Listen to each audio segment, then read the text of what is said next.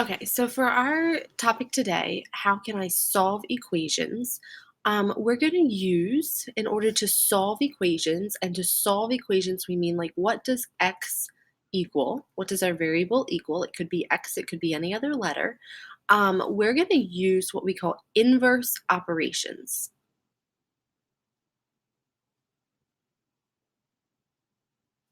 So, inverse means, in the simplest terms, inverse means opposite.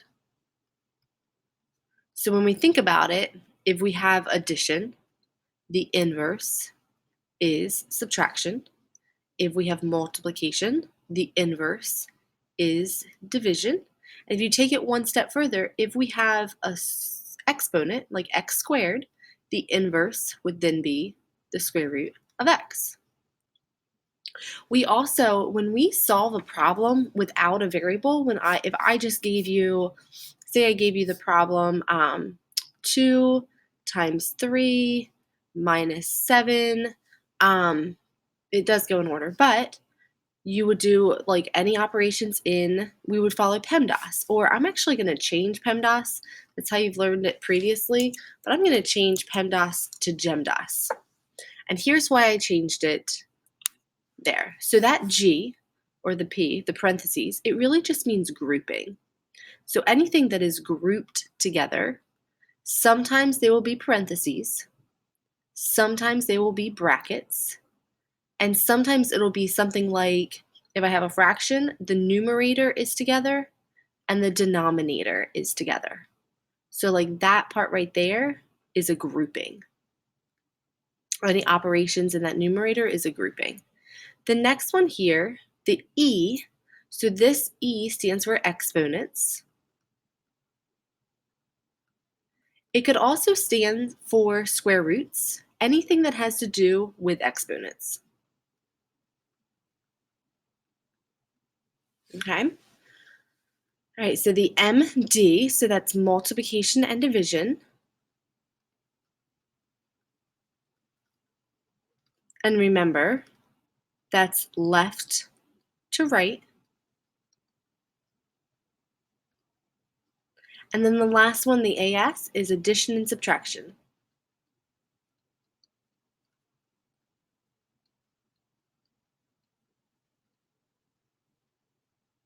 And again, that's left to right.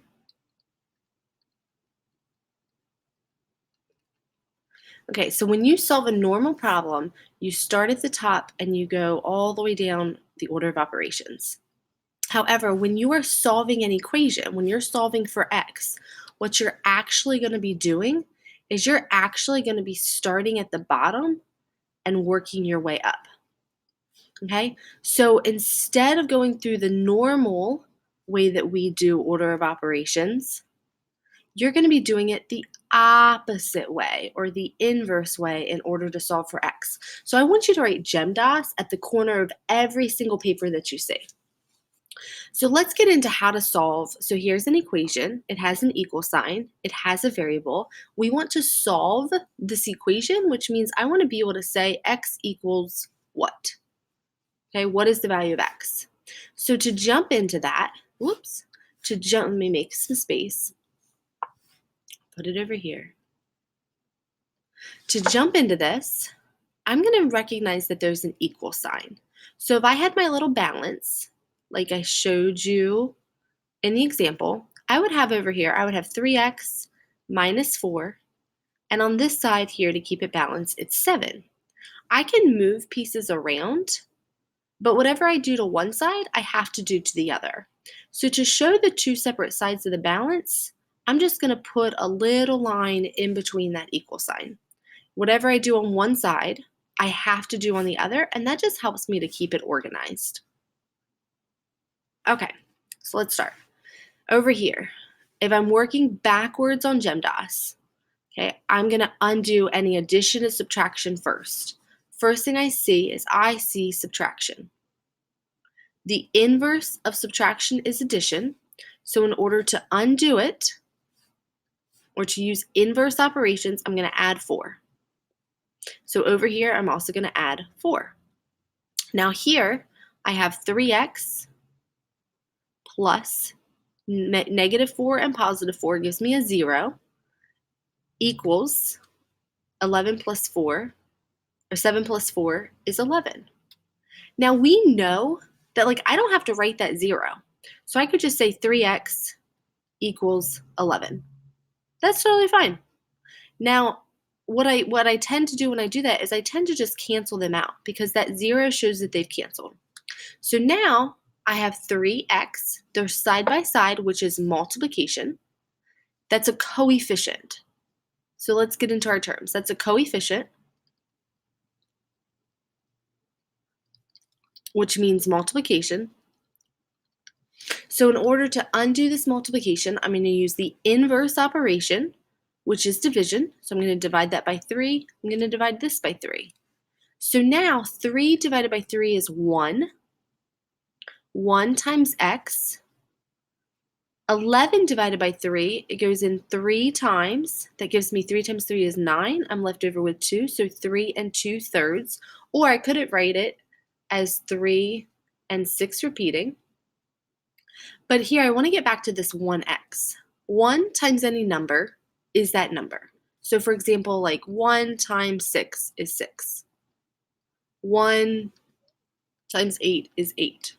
So I really don't need to write that 1. So once again, I could say that the 3's cancel out, and then I'm just left with x. So I could write it as x equals 3 2/3. That's my final answer right there. Okay, so right now, that was a lot. Right now, I want you to pause and talk about what we just did. What did we just do to solve for x? And I want you to think, how could we check that answer? How could I check to see if that works? Pause and talk, and then when you're ready, hit play and continue. Great. You should have said that you could check your answer by substituting in that value for x and seeing if it comes out correctly. So for example, you could say 3 times 3 2/3 minus 4, and you should get the answer of 7. We're going to move ahead and we're going to do our next problem. So now I want to recognize that this right here, that 1/2 times x, that again is what we call the coefficient. Okay, that's our coefficient. So the coefficient right there is the operation of multiplication. I'm going to zoom in because it's hard for me to write that small. Okay, that's multiplication with the coefficient. So here again, anything I do, because this is balanced or it's equal, another word for equal is balanced, anything I do on one side of the equal sign, I'm going to do on the other. So I'm going to draw my line to keep it separate. I'm going to write off to the side GEMDAS so I know what I'm doing. All right, and I'm working my inverse operation, so I'm working the backwards of GEMDAS. So here, I have addition and subtraction. I have an addition right there. My inverse of addition is subtraction. So I'm going to go ahead and I'm going to subtract out 3 from both sides. Minus 3, minus 3. That gives me 0. I don't have to write plus 0 because it doesn't make a difference. 9 minus 3 is 6. So I'm going to bring down the rest of my equation. I have 1/2 x equals 6. So now I have a fraction right here. This is multiplication. The inverse of multiplication is division. So I'm just going to do a little mini division lesson over on this side. So I have 1/2, and I'm going to end up dividing out because that's multiplication, and the inverse of multiplication is division. So I'm going to divide out 1/2 on both sides. But if I remember correctly, dividing fractions, I multiply by the reciprocal.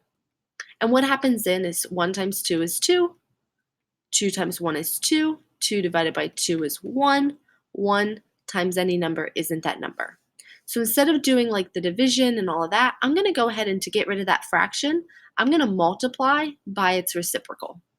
And whatever I do to one side, I do on the other.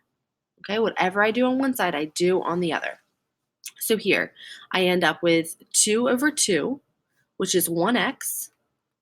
And here, if I make my 6 into a fraction, 6 times 2 is 12. 12 over 1. So now I can simplify this. Let me give myself some space. I can I didn't want to give myself that space though. I can simplify this by just saying x equals 12 over 1 is the same thing as 12. Perfect. So now, again, I want you to pause and talk, but this time I want the prompt to be, why did we multiply by the reciprocal? So I want you to talk about why we did this work. Why did we do this right here? Why did we do all of that? Why did we multiply by the reciprocal there? Okay, then when you're ready, go ahead and push play and we'll move on to the final example of this part.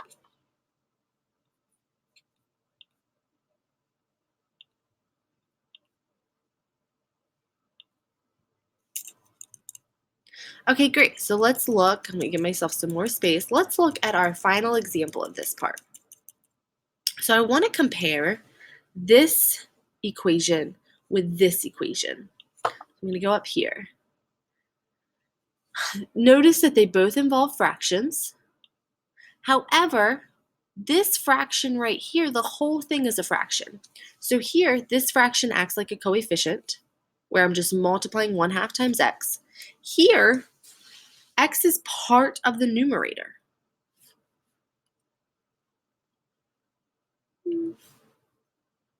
Okay, so right here, x is part of the numerator. Okay, so that's its own grouping. The numerator is its own group. So over here, I'm going to write GEMDAS again.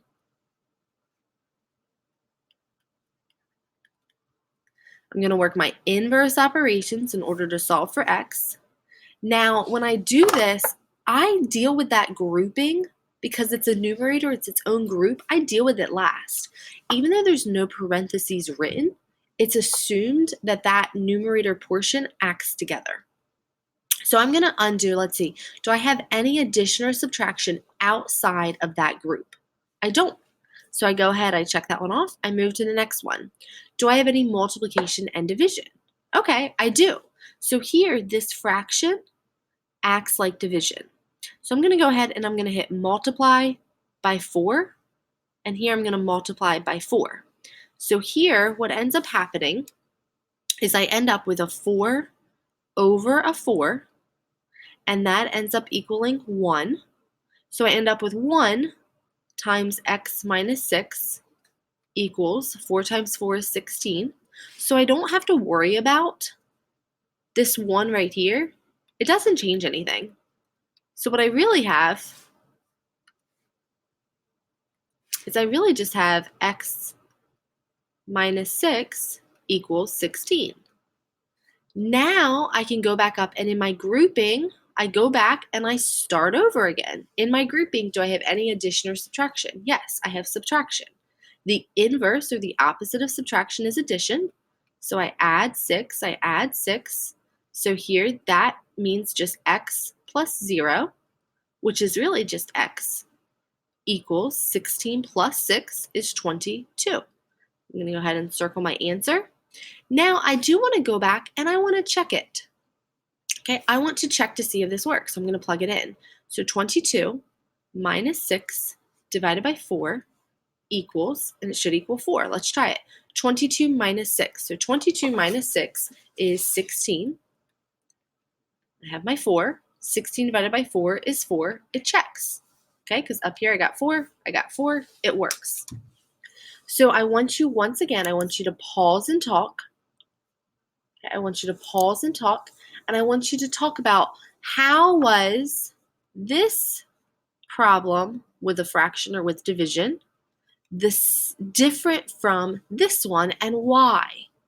How were these two different and why?